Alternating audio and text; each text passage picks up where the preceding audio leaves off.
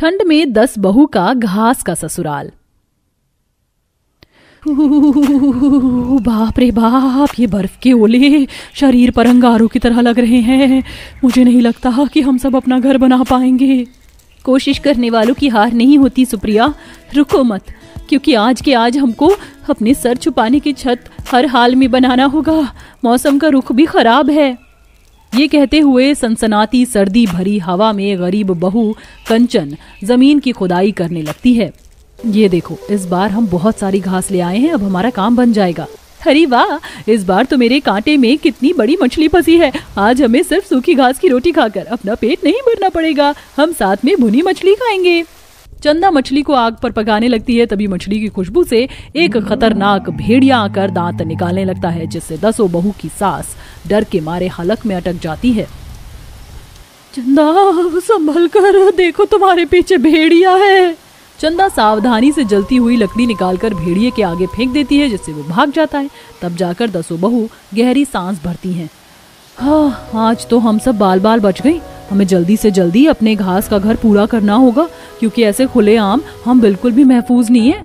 आखिर इतनी सर्दी के मौसम में क्यों ये 10 बहुएं संघर्ष कर रही हैं? क्या इनके पास ठंड में कोई ठिकाना नहीं है, या ये जमाने की सताई गई हैं? इन गरीब बहुओं पर आखिर ऐसी क्या गुजरी होगी जो ये ऐसे खतरनाक जंगल, नदी, झरने के बीच में अपने लिए घास का घर बनाने का प्रयास कर रही हैं? जहां 10 बहुओं के आंगन में मातम छाया हुआ था, बूढ़ी जानकी अपने पति के गुजर जाने का शोक मनाते हुए अपनी कांच की चूड़ियां तोड़ डालती है। जी उठ जाओ, राम श्याम के बापू, तुम मुझे ऐसे बीच मझधार में छोड़कर नहीं जा सकते, मुझे भी अपने साथ ले चलो। माँ जी चुप हो जाइए, मत रोइए, वरना आपकी भी तबीयत खराब हो जाएगी। इतने में गुस्से में आग बबूला होकर मकान मालिक आकर सब लोगों को भगाने लगता है। अरे क्यों भीड़ लगा रखी है, चलो चलो दफा हो सारे। और तुम 10 बहुएं भी अपना बोरिया बिस्तर बांधो और अभी के अभी खाली करो मेरा मकान। मैयत और मनहूसियत मत फैलाओ यहाँ पर। मालिक, हमारे पिता समान ससुर गुजर गए हैं, हमारे ससुर जी का अंतिम संस्कार कर लेने दीजिए, और ऐसे भयंकर ठंड के मौसम में हम कहाँ जाएंगी, हम पर थोड़ा रहम कीजिए। अरे मुझे पता था तुम 10 ढीठ हो, वैसे नहीं मानोगी। अरे और रघु, कालू, निकाल कर फेंक दो इनका सारा सामान घर से बाहर। जानकी की 10 बहुएं मकान मालिक के पैरों में गिरकर दया की भीख मांगती हैं, लेकिन फिर भी उसका दिल नहीं पिघलता। 10 बहुएं अपने ससुर की अर्थी और सदमा लगे सास को सहारा देकर उस भयंकर सर्दी के मौसम में सड़क पर भटकने लगती हैं। सबकी आंखों से झरझर आंसू बह रहे थे। राम नाम सत्य है, सत्य बोलो, सत्य है। राम नाम सत्य है, राम नाम सत्य है, राम नाम सत्य है। 10 अपने ससुर का अंतिम संस्कार कर देती हैं और एक रोड पर आकर बैठ जाती हैं। सबके दिलों में अपने ससुर को खो देने का रंजोगम बसा हुआ था। ऊपर से ठंड के मौसम की मार उन लाचार बहुओं पर अलग से कहर ढा रही थी। ये सड़क भी एकदम बर्फ की सिल्ली जितनी ठंडी है, हाथ पैर ठंडे पड़ गए हैं। सर्दी के मारे मेरा तो दम निकला जा रहा है। ऊपर से सासू माँ को गठिया की समस्या है, कहीं ठंड से उनको गठिया का दर्द जोर ना लगा दे। आग जलने का कोई जुगाड़ करना होगा।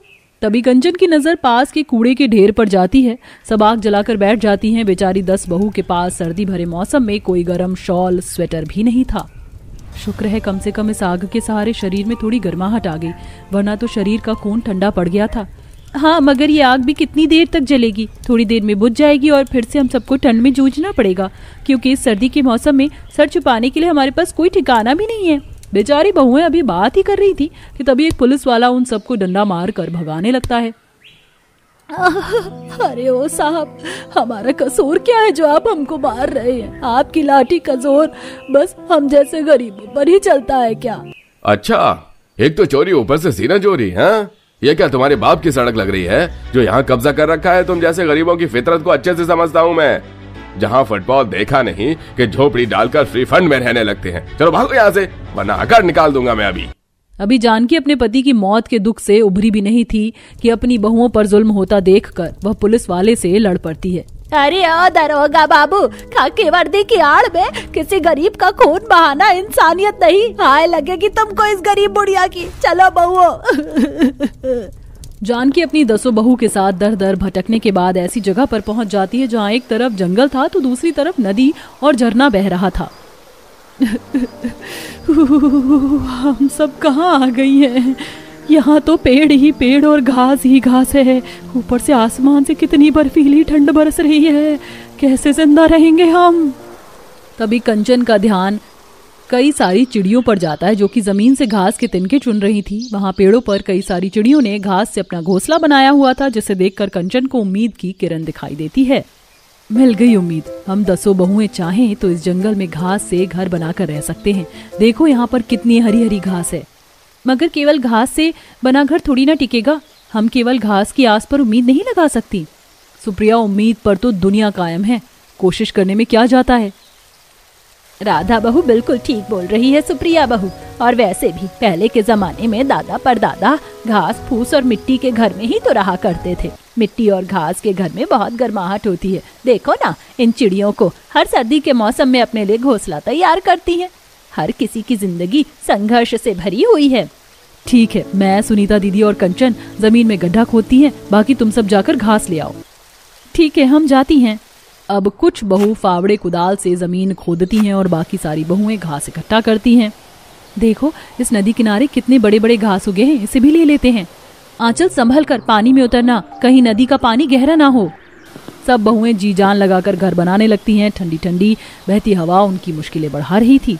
हे भगवान, कितनी मुश्किल से तो हमने घास की दीवार खड़ी की थी, सारे तिनके उजड़ गए। अब फिर से मेहनत करनी होगी। बिना मेहनत के तो इस दुनिया में कुछ भी हासिल नहीं होता। चलो फिर से मेहनत करते हैं।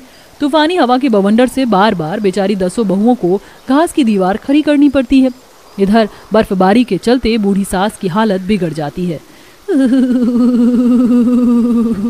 माँ जी क्या हो रहा है आपको? लगता है मेरी अंतिम घड़ी आ गई है बहू। भगवान के लिए ऐसी बातें मत कीजिए माँ जी, आप हमारी नींव है, हम आपको कुछ नहीं होने देंगी। लगता है माँ जी को ठंड ने जकड़ लिया है, बोरी बिस्तर का इंतजाम करना होगा।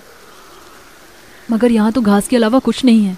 10 दुखियारी बहुएं अपनी सास की बिगड़ती हालत को देखकर चिंता में पड़ी हुई थी। तभी आंचल ने कहा, याद आया, मैंने जंगल में बांस के बड़े बड़े पेड़ देखे थे, मैं उससे एक मजबूत खटिया बना देती हूँ। और रही बात बिस्तर की, तो हम इस घास से बिस्तर रजाई भी बना सकते हैं। देखो ये घास कितनी मुलायम है। आंचल आशा जंगल के अंदर से बांस के बड़े बड़े तने काट कर ले आती हैं और उसे ठोक कर मजबूत घास की चारपाई बना लेती हैं। साथ ही घास की मुलायम रजाई बनाकर सास को उड़ा देती हैं और एक बार फिर दोबारा से घास की छत बनाती हैं। लगभग ठंड के मौसम में 2 दिनों की कश्मकश के बाद आखिरकार 10 मजबूर लाचार बहू घास का घर तैयार कर लेती हैं। लेकिन अभी भरण पोषण की समस्या को सुलझाना बाकी था। आखिरकार हम सबकी मेहनत रंग ले आई। हमने हमारा घास का ससुराल तैयार कर लिया और बिस्तर भी। आज चैन की नींद पड़ेगी। वैसे आंचल ने घास की रोटियां बहुत ही स्वाद भरी बनाई है ना माँ जी? हाँ बहू, क्योंकि भूखे के लिए तो रूखा सूखा भी अमृत के समान स्वाद भरा लगता है। कड़वी सच्चाई तो ये है कि हम गरीब सास बहू के नसीब में इस सर्दी के मौसम का सुख भोगना लिखा ही नहीं है। काश कि हम इस ठंड के मौसम में गाजर का हलवा खाते। माँ जी, आपका हुक्म सर आंखों पर। हम आपको गाजर का हलवा जरूर खिलाएंगी। जब हम ऐसे झरना, नदी और जंगल के बीचों बीच अपना घास का घर बना सकती हैं, तो क्या हम इस जंगल की जमीन पर खेती भी तो कर सकती हैं। वैसे तुम्हारा ख्याल बुरा नहीं है सुप्रिया। और वैसे भी हमने इस जंगल की मिट्टी से सारी घास तो अपने इस्तेमाल में ले ली है, तो जमीन भी साफ है। कल ही हम सब्जियों के बीज लगा देते हैं। हमारे पास मसाले भी हैं, मिर्ची, धनिया, चाय पत्ती सब बो देंगी। इस तरह 10 जंगल के हिस्से में क्यारियां बनाकर साग सब्जी उगा लेती हैं। कुछ बहुएं मछलियां पकड़ने में माहिर थीं, तो वो बाजार में मछली बेचने लगती हैं। कुछ बहुएं लकड़ियां, जिससे कि उनका गुजारा आसान हो जाता है। साग ले लो, साग, सरसों, पालक, मेथी, बाथू एकदम ताज़ा और सस्ता साग ले लो। मछली ले लो, ताज़ी मछली एकदम जिंदा पानी वाली मछली ले लो।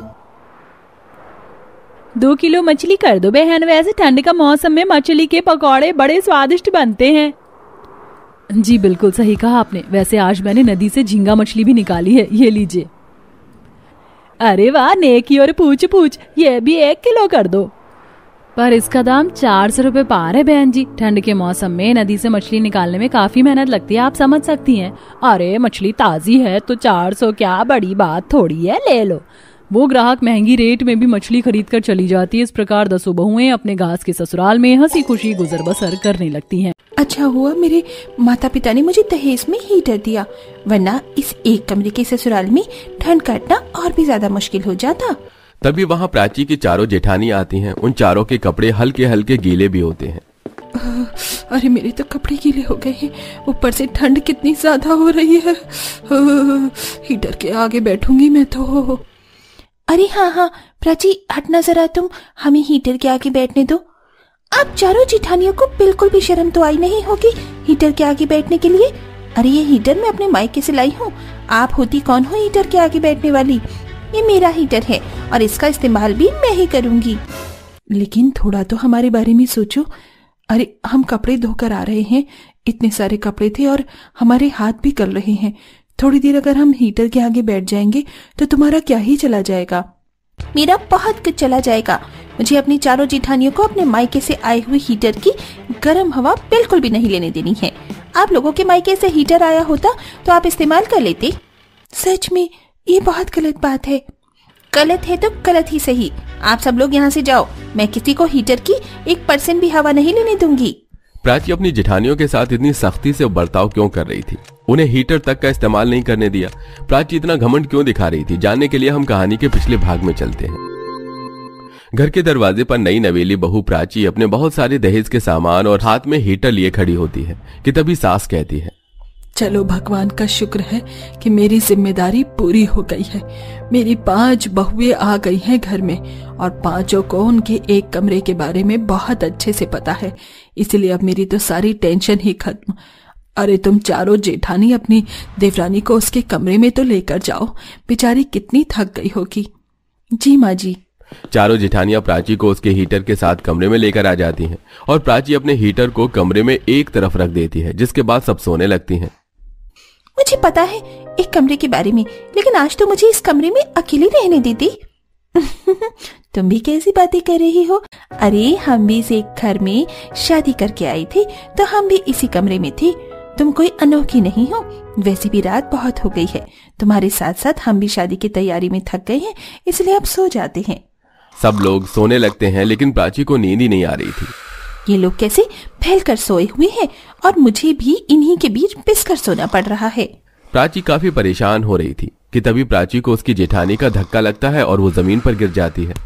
हाय मेरी तो कमर ही लचक गई। मेरी पहली रात ससुराल में ऐसी जाएगी मुझे उम्मीद बिल्कुल नहीं थी। इन लोगों के साथ साथ तो सोना ही दुश्वार है। अच्छा हुआ मुझे मायके से हीटर मिला है, हीटर चलाकर उसके आगे ही सो जाऊंगी, कम से कम सो तो पाऊंगी चैन से। प्राची परेशान होकर अकेले ही हीटर के आगे सो जाती है। अगली सुबह प्राची उठती है और उसका मूड काफी खराब था। एक कमरे में तो अलग ही कलेश मचा हुआ है। मुझे बस अपना हीटर किसी के साथ शेयर नहीं करना, वरना तो ये बचेगा भी या नहीं इसकी भी मुझे कोई गारंटी नहीं है। ऐसे ही हर रोज देवरानी जेठानी में तू मैं होने लगती है। कुछ दिनों बाद आरती प्राची का स्वेटर देखने लगती है। अरे भाई ये तो बहुत ही प्यारा स्वेटर है और कितना मोटा भी है, मैं तो यही पहनूंगी आज इतनी ठंड में। ये स्वेटर तो मुझे गर्माहट देगा। आरती प्राची से बिना पूछे ही वो स्वेटर पहन लेती है और जब प्राची अपना स्वेटर देखती है तो उसे बहुत गुस्सा आता है। ये क्या तमीज है? आपने मुझसे बिना पूछे ही मेरा स्वेटर पहन लिया। अरे इस घर में किसी को कोई तमीज है या नहीं? एक कमरा है तो इसका फायदा उठाओगे क्या आप? मेरी चीजों का इस्तेमाल करोगी? अरे मैंने इस्तेमाल नहीं किया, वो ठंड इतनी ज्यादा थी तो ठंड में मेरी आंखें बंद हो जाती हैं और मुझे जो मोटा कपड़ा दिखता है मैं वही पहन लेती हूँ। हाँ तो अगली बार भी मुझसे ऐसा कुछ हो जाएगा ना, क्योंकि ठंड में मुझे भी बहुत सारी चीजें करनी आती हैं, तो मुझे मत बोलना, पता नहीं कैसे लोग हैं। प्राची एक कमरे के ससुराल में काफी तंग हो चुकी थी। कुछ दिनों बाद श्वेता और मधु दोनों हीटर के आगे बैठे थे। अच्छा हुआ प्राची काम कर रही है, वरना तो हमें हीटर के आगे बैठने भी नहीं देती। अरे काम कर नहीं रही है, काम में लगाया हुआ है। उसने तो काम करने से साफ मना कर दिया था। वो तो मैंने ही बोल दिया कि मेरा काम हो गया है, ये तुम्हारे हिस्से का काम है, तो वो करने गई है। जो भी हो हमें तो उसका हीटर मिल गया ना। मधु और श्वेता दोनों हीटर के आगे काफी मजे से बैठे थे। तभी प्राची आ जाती है और उन्हें हीटर का इस्तेमाल करते देख लेती है। ये क्या है? इसीलिए मुझे काम में लगा दिया ताकि तुम मेरे पीठ पीछे हीटर का इस्तेमाल करो। अरे कितनी बार बोलूंगी और कितनी बेशर्म हो, मेरे मायके से आई हुई चीज कैसे बेशर्मी से इस्तेमाल कर रही हो। अरे ठंड इतनी ज्यादा है, हमने इस्तेमाल कर लिया तो क्या दिक्कत हो गई। तुम्हारे मायके से आया हो लेकिन अब तो तुम्हारे ससुराल में है ना, और जिस तरह तुम इस ससुराल की बहू हो ठीक वैसे ही हम भी इसी ससुराल की बहू हैं और तुमसे बड़ी हैं। मुझे बड़ी छोटी से कोई मतलब नहीं है, क्योंकि बड़ी वाली तो आपकी हरकतें नहीं है, और मैं दोबारा बताने वाली नहीं हूँ कि ये मेरा हीटर है। तभी वहाँ रमा आती है। अरे तुम लोग क्यों प्राची को तंग करती रहती हो? उसके मायके से हीटर आया, अगर उसका मन होगा तो वो तुम लोगों को इस्तेमाल करने देगी, अगर नहीं है मन उसका तो तुम क्यों जिद कर रही हो? कुछ दिनों बाद प्राची रसोई में साग कटोरे में डालती है। आय हाय, क्या खुशबू आ रही है साग से, सच में इतनी अच्छी खुशबू आ रही है। लेकिन अफसोस मैं अभी खा नहीं सकती, मुझे कल ही खाना पड़ेगा क्योंकि मैंने पहले ही इतना कुछ खा लिया। लेकिन मैं अभी छुपा के रख देती हूँ, कल सुबह खा लूंगी। प्राची वो साग छुपा कर रख देती है, लेकिन प्राची के आने से पहले शीला साग खाने लग जाती है। आप लोगों ने मेरे नाम का कॉन्ट्रैक्ट लिया हुआ है क्या कि मुझे परेशान करते रहना है? ये साग मैंने अपने लिए रखा हुआ था। तो क्या हुआ, तुमने अपने लिए रखा होगा, लेकिन टेस्ट इतना था कि मैं खा गई। सर्दियां हैं, साग बनता रहेगा। लेकिन सर्दियों का पहला साग था, मैंने एक भी बार नहीं खाया, मुझे बात ही नहीं करनी है। कुछ दिनों बाद प्राची अपने हीटर के आगे बैठी थी। जिस तरह आप लोगों ने मुझे तंग किया है, आपको क्या लग रहा है मैं अपने हीटर के आगे आप लोगों को बैठने दूंगी? बिल्कुल भी नहीं। यहाँ से उठकर जाओ, बिस्तर में बैठो, कहीं भी बैठो, लेकिन मेरे हीटर के आगे तो गलती से भी मत बैठ जाना। चलो यहाँ से, ये तो अपना हीटर कर रही है, कोई बात नहीं, हमारा भी समय आएगा तब हम बताएंगे। प्राची जिस तरह अपनी जेठानियों के साथ करती है, ठीक उसी तरह उसके साथ उसकी जेठानियां भी कर रही थी। कुछ दिनों बाद सब लोग आग सेक रहे होते हैं। इस बार तो काफी ज्यादा ठंड पड़ रही है, अच्छा हुआ आग जला ली। वैसे मूंगफली और गजक कहाँ है? वो भी तो लाए थे ना आनंद जी? अरे कमरे में ही रखी है, जाओ ले आओ। तभी वहां पर प्राची आती है और वो भी आग सेकने के लिए बैठ जाती है। ओह अच्छा हुआ आग जला रखी थी, मेरा हीटर ना सुबह से चल रहा था, इसलिए मैंने थोड़ी देर के लिए बंद कर दिया। ठंड बहुत ज्यादा बढ़ गई है माँ जी। तुम क्यों आग सेक रही हो?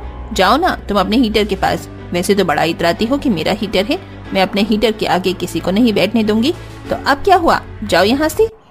हाँ हाँ, वैसे तो तुम्हारे कान बड़े तेज हैं, हम कुछ भी कहते हैं तो बड़े जल्दी सुनाई देता है। अब क्या हुआ, अब तुम्हें आवाज नहीं आई क्या? जाओ ना अपने मायके से आए हीटर के आगे बैठने, यहाँ क्यों बैठी हो? गुजरते दिन के साथ अब प्राची की जेठानियां और ढीठ हो जाती हैं और वो खुलेआम हीटर का इस्तेमाल करने लगती हैं। मैं तो हीटर का इस्तेमाल करूंगी, मुझे आग नहीं सेकी जाती, आग से हाथ काले पड़ जाते हैं। लेकिन ये मेरा है, अगर तुम्हारा है तो तुम अपने मायके लेकर जाओ, ससुराल में क्यों पटका हुआ है? मैं तो यही इस्तेमाल करूंगी, देखती हूँ कैसे इस्तेमाल करोगी, मैं यहाँ से हटूंगी ही नहीं। 2 दिन बाद पांचों हीटर के आगे एक ही कमरे में थी कि तभी अचानक से हीटर फट जाता है और पांचों का मुंह काला हो जाता है। हीटर की आवाज से वहां सांस आ जाती है। यह क्या हुआ? माँ जी, इन सब चारों की वजह से हुआ है। अरे हीटर मेरा है तो मुझे इस्तेमाल करना चाहिए ना, लेकिन इन चारों ने भी इस्तेमाल किया। 1 मिनट भी हीटर बंद नहीं हुआ है 2 दिन से। और करो हीटर का इस्तेमाल, मैं जब मना कर रही थी तो किसी ने भी मेरी बात नहीं सुनी, और अब देख लो। वैसे ये सही सबक मिला है तुम पांचों को, अब कर लो हीटर का इस्तेमाल। अब ना रहा हीटर और ना लड़ोगी तुम पांचों। पांचों की लड़ाई की असली जड़ ही सूख जाती है और पांचों वहीं एक कमरे में शांति से रहती हैं। कहते हैं ना कि किसी भी चीज का ज्यादा इस्तेमाल नहीं करना चाहिए, ज्यादा इस्तेमाल करने से चीजों का ऐसा ही हश्र होता है, जैसा कि हमारी कहानी की देवरानी जिठानी के एक हीटर का हुआ। तो दोस्तों, कैसी लगी आपको हमारी ये कहानी? हमें कमेंट में जरूर बताइएगा।